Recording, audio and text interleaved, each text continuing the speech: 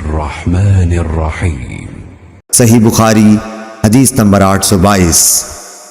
Shuba ने बयान किया, उन्होंने कहा कि मैंने कतादा से सुना, उन्होंने अनस बिन मालिक रज़ियल्लाहु ताला अन्हु से उन्होंने बयान किया कि नबी करीम सल्लल्लाहु अलैहि वसल्लम ने फरमाया कि सजदे में एतदाल को मलहूज रखो और अपने बाजू कुत्तों की तरह न फैलाया करो।